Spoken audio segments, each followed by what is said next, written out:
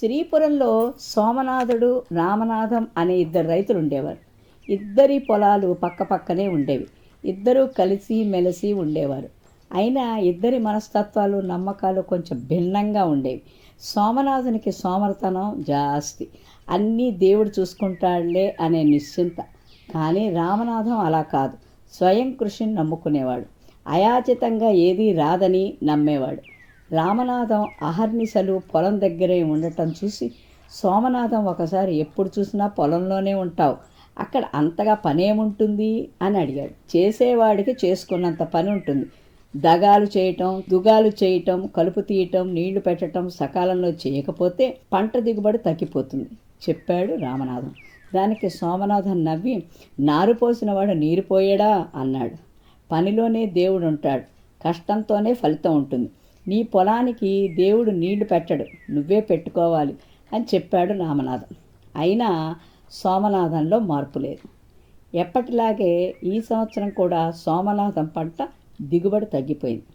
మిత్రుడు కుటుంబం అవసరాల కోసం రామనాథం ఎన్నోసార్లు అడిగినప్పుడల్లా లేదనకుండా అప్పు ఇస్తూనే వచ్చాడు. మిత్రుల్లో మార్పును ఎలా తీసుకురావాలో తోచలేదు అతనికి. ఎప్పటిలాగే అప్పు కోసం రామనాథం ఇంటికి వచ్చాడు సోమనాథం. రామనాథం నిర్మోహమాటంగా అప్పివ్వడం కుదరదు అని చెప్పేశాడు. మిత్రుడు అలా అంటాడని ఊహించలేదు సోమనాథం. అవమానంగా అనిపించింది. ఇక జన్మలో రామనాథంతో మాట్లాడకూడదని అనుకున్నాడు. బయట 1-2 చోట్ల అప్పు కోసం వెళ్ళాడు. కానీ అతనికి అప్పివ్వటానికి ఎవ్వరూ ముందుకు రాలేదు. చివరికి వడ్డీ వ్యాపారి గోవిందయ్య శెట్టి దగ్గరికి వెళ్ళాడు. ఆస్తి తాకట్టు పెట్టుకుంది, పైసా అప్పివ్వడు శెట్టి. అందుకని తన పొల పత్రాలు శెట్టికిచ్చి అప్పు అడిగాడు సోమనాథం. ఆ పత్రాలను పరిశీలిస్తూ, గడువు లోపల బాకీ చెల్లించకపోతే నీ పొలం నాదవుతుంది, సమ్మతమేనా అని అడిగాడు శెట్టి. సరేనంటూ సంతకాలు పెట్టి డబ్బు తీసుకున్నాడు సోమనాథం. మీరే కష్టపడతారు, ఆ బాకీ ఎలా తీరుస్తారు, ఇంకా ఆ పొలం మీద ఆశ వదులుకోవాల్సింది అంటూ శోకాలు పెట్టింది సోమనాథం భార్య. ఇంట్లో భార్య శోకాలు, అటు రామనాథం చేసిన అవమానం సోమనాథన్కు పిచ్చి పట్టినట్లయింది. నేరుగా గుడికి వెళ్ళి పూజారి ముందు తన గోడు వెళ్ళబోసుకున్నాడు. దేవుడికి నేనేం తక్కువ చేశాను? పూజలు, వ్రతాలు చేశాను, అన్నదానాలు చేశాను, గుడికి చందాలు ఇచ్చాను, ఫలితం అప్పుల పాలవటమా? చివరికి ఈరోజు ఉన్న పొలం కూడా తాకట్టు పెట్టవలసి వచ్చింది అని వాపోయాడు. అందుకు పూజారి, దేవుడు కూడా కష్టపడేవాడినే ప్రేమిస్తాడు, వరాలిస్తాడు. 1 కొబ్బరికాయ కొట్టినా 100 కొబ్బరికాయలు కొట్టినా ఫలితం ఒకటే. అయినా అవన్నీ ఇవ్వమని దేవుడు నిన్ను అడిగాడా? నువ్వే నీ బాధ్యతను మర్చిపోయి దేవుడితో వ్యాపారం చేయాలనుకున్నావు. ప్రతిదీ దేవుడే చేయాలని ఆశించడం, అది నెరవేరకపోతే దేవుణ్ణి నిందించడం సరికాదు. స్వయం కృషిని నమ్ముకో, కష్టపడితే కరువు ఉండదు. అందుకు నీ మిత్రుడే ఉదాహరణ అని చెప్పాడు. అర్థం చేసుకున్నాడు సోమనాథం. అది మొదలు వ్యవసాయం మీద శ్రద్ధ పెట్టి చక్కగా శ్రమించి ఆ 7 మంచి దిగుబడి సాధించాడు. ఆ పంటను అమ్మేసి గోవిందయ్య శెట్టి దగ్గరికి వెళ్ళి, ఇదిగోండి మీ బాకీ, నా పొలం పత్రాలు ఇవ్వండి అన్నాడు. గోవిందయ్య శెట్టి నవ్వుతూ, ఆ డబ్బు నాది కాదు, నీ మిత్రుడు రామనాథందే. నీలో మార్పు తీసుకురావాలని, నీలో పట్టుదల పెరగాలని నీ మిత్రుడు నాతోనూ అటు పూజారితోనూ కలిసి చిన్న నాటకం ఆడించాడు, అంతే. డబ్బు తీసుకెళ్ళి నీ మిత్రుడికి ఇవ్వు, పొలం పత్రాలు మీ ఇంట్లోనే ఉంటాయి, మీ ఆవిడని అడిగి ఇస్తుంది అన్నాడు. జరిగిందేమిటో సోమనాథానికి తెలిసిపోయింది. వెంటనే వెళ్లి రామనాథానికి కృతజ్ఞతలు తెలిపాడు. అప్పటి నుండి తన మిత్రుడితో పోటీపడి మరీ సాగు చేయటం మొదలుపెట్టాడు. గ్రామంలో మంచి రైతుగా పేరు తెచ్చుకున్నాడు.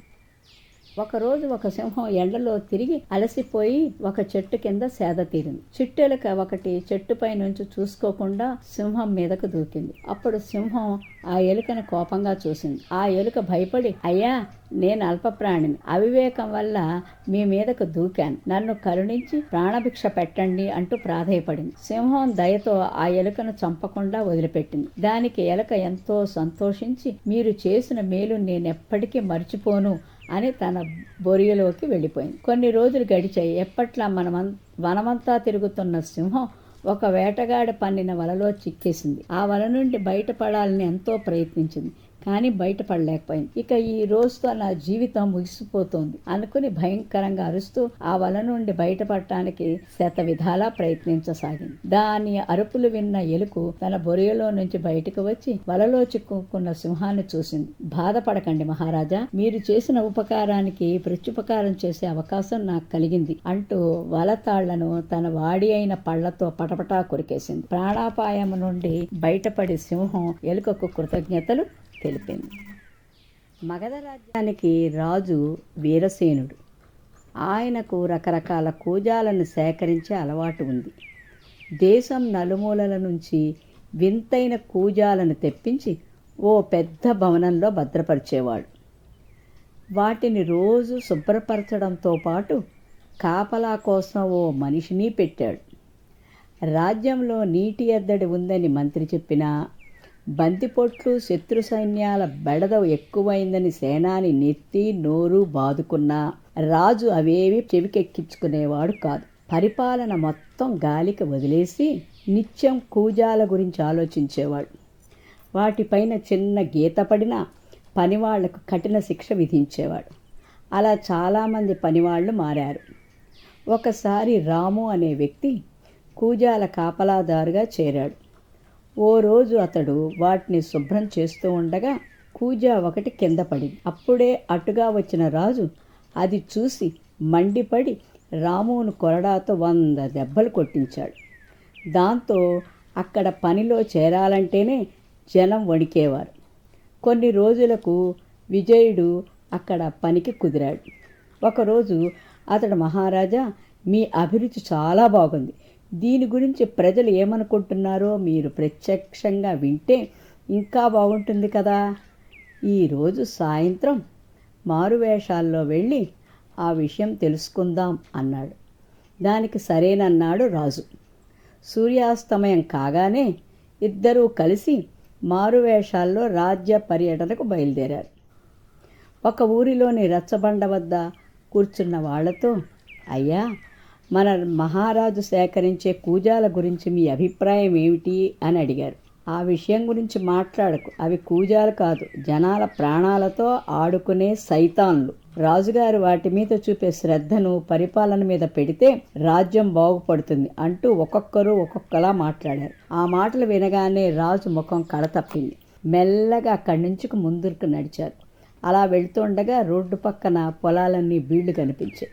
వాటి గురించి రాజు ప్రశ్నించగా, ప్రభు, చెరువులు కుంటలన్నీ పూడికతో నిండిపోయాయి. వర్షం పడినా చుక్క నీరు నిల్వ ఉండని పరిస్థితి.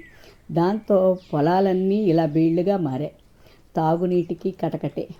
ప్రజల పేదరికంతో ఆకలి బాధలతో అలమటిస్తున్నారు అంటూ జవాబిచ్చాడు విజయుడు. మన రాజ్యంలో ప్రజలు ఇన్ని బాధలు పడుతున్నారా అని రాజు అడగ్గా, అవును ప్రభు, నేను రాము స్నేహితుణ్ణి. ఆపద అని తెలిసినా పనిలో చేరాను. మారువేషంలో మిమ్మల్ని ప్రజల వద్దకు తీసుకొచ్చాను. వాస్తవ పరిస్థితి మీకు అర్థం కావాలని ఇదంతా చేశాను అని బదులిచ్చాడు విజయుడు. దాంతో తన తప్పు తెలుసుకున్న మహారాజు అప్పటినుంచి పాలన మీద దృష్టి సారించాడు. చిన్న పొరపాట్లకు పనివాళ్లను శిక్షించడం అని అభిమానంగా చూడసాగాడు. చాలా ఏళ్ల కిందట ఒక దట్టమైన అడవి ఉండేది. ఆ అడవిలో ఒక సింహం, ఒక తోడేలు, ఒక నక్క, ఒక దుమ్మలగొండి జట్టుగా ఉండేవి. ప్రతిరోజు ఈ 4 అడవిలో విడివిడిగా వేటాడుతూ ఉండేవి. ఒకరోజు తోడేలుకు తెలివైన ఆలోచన వచ్చింది. నేస్తాలతో కలిసి కబుర్లు చెప్పుకుంటున్న సమయంలో ఆ ఆలోచనను బయటపెట్టింది. మనం ఇన్నాళ్ళు నేస్తాలుగా ఉంటున్నాం, అయినా ఇలా ఎవరికి వారు విడివిడిగా వేటాడటం ఏం బాలేదు. ఒక్కోసారి వేటలో మనకి ఒకరికి ఏ జంతువు దొరక్కపోవచ్చు. దానివల్ల ఆ రోజు పస్తు ఉండడం తప్పకపోవచ్చు. మనలో ఎవరము పస్తులు ఉండకుండా ప్రతిరోజు అందరము కడుపు నింపుకోవాలంటే నా దగ్గర ఒక ఉపాయం ఉంది. ఏంటా ఉపాయం అని ఒకేసారి అడిగాయి సింహం, నక్క, దుమ్మలగొండి. ప్రతిరోజు మనం నలుగురము 4 దిక్కులకు వేటకు వెళ్దాం. ఎవరికి వేటలో జంతువు దొరికినా అందరము సమానంగా పంచుకుందాం అని చెప్పింది తోడేలు. భలే బాగుంది ఉపాయం, చాలా బాగుంది అంటూ అందరూ మెచ్చుకున్నారు. ఇలా అయితే మనం అందరం రోజు కడుపు నిండా తినవచ్చు అని అంగీకారం తెలిపాయి. మీ అందరికీ తోడేలు ఉపాయం నచ్చితే నాకు నచ్చినట్లే, ఇక నుంచి అలాగే కానిద్దామని గంభీరంగా పలికింది సింహం. మర్నాడు 4 మృగాలు 4 దిక్కులకు వేటకు వెళ్ళాయి. ముందుగా తోడేలుకు ఒక జింక దొరికింది. తిండి దొరికింది, అందరూ రండి అని పిలిచింది తోడేలు. తోడేలు పిలుపు విన్న సింహం, నక్క, తుమ్మలగొండి ఆవురావురమంటూ చేరుకున్నాయి. సింహం గంభీరంగా తోడేలుకు చిక్కిన జింక తల వద్దకు వచ్చి కూర్చుంది. మనం అనుకున్నట్లుగానే సమానంగా పంచుకుందాం. ముందుగా మనం ఎంతమందిని ఉన్నామో లెక్క పెడదాం అంటూ లెక్కించడం మొదలుపెట్టింది. 1 నేను, 2 తోడేలు, 3 దుమ్మలగొండి, 4 నక్క అంది. జాగ్రత్తగా జింక శరీరాన్ని 4 భాగాలు చేసింది. నేను సింహాన్ని, ఈ అడవికి మృగరాజును, అందువల్ల మొదటి భాగం నాదే అంటూ మొదటి భాగాన్ని తీసుకుంది. ఇక రెండో భాగం, ఇది నాదే, ఎందుకంటే అందరికంటే నేనే బలశాలిని అంటూ రెండో భాగాన్ని కూడా తీసుకుంది. మరి మూడో భాగం, నేను అమిత ధైర్యశాలిని కాబట్టి ఇది కూడా నాదే అంటూ మూడో భాగాన్ని కూడా తన వైపుకు లాక్కుంది. న్యాయంగా చెబుతున్నాను, మిగిలిన ఈ భాగం తీసుకోవాలంటే తీసుకోవచ్చు అంటూ 4వ భాగం మీద తన పంజా పెట్టింది. ఇప్పుడు చెప్పండి, ఈ భాగం ఎవరిదో అని గర్జించింది. మిగిలిన 3 మృగాలు తోకలు ముడుచుకుని అడవిలోకి పారిపోయాయి. Thank you. విజయనగరం మహారాజు దేవదత్తుడు కళాప్రియుడు.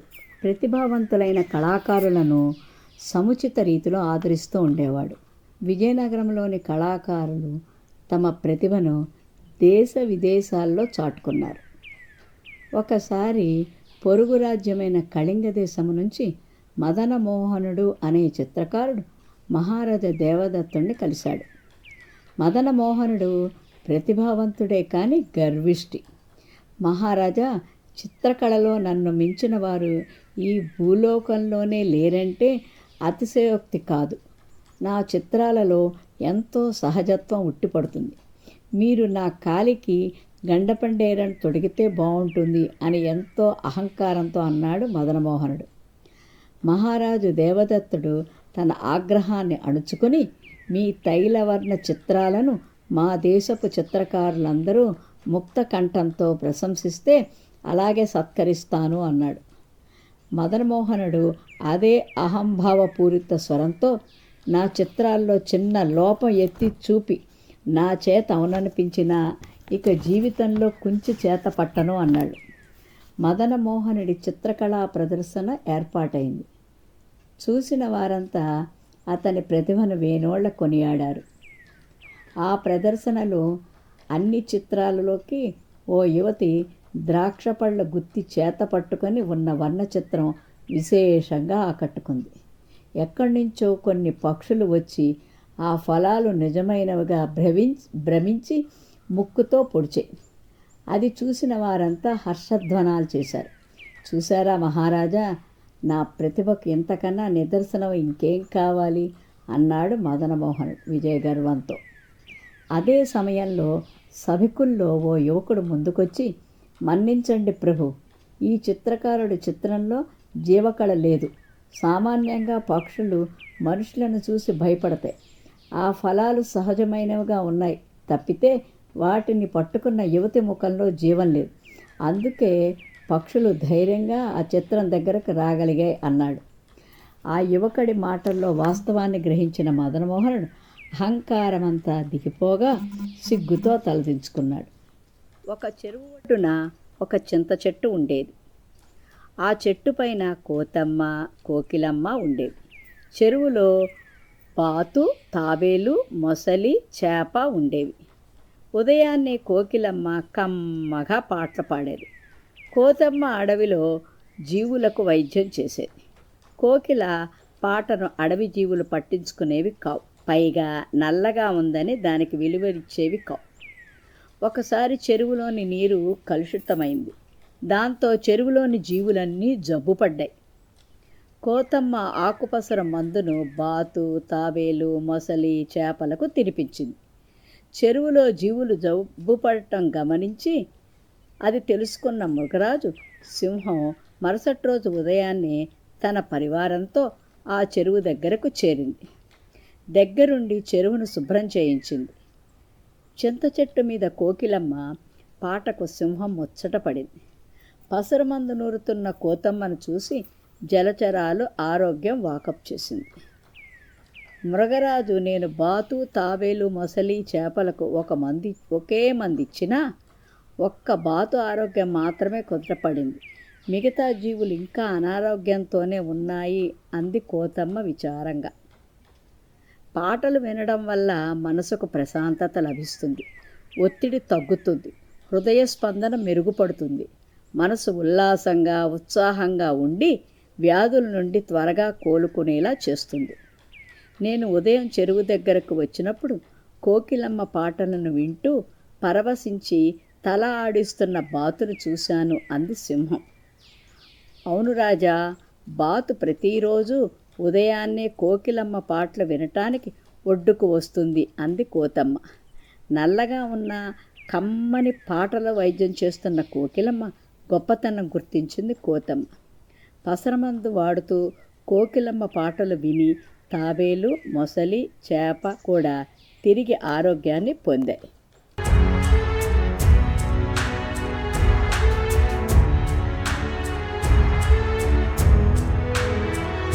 మీరు మరిన్ని వీడియోలు చూడాలంటే మన ఛానల్ను సబ్స్క్రైబ్ చేయండి, పక్కనున్న బెల్ ఐకాన్ని ప్రెస్ చేయండి.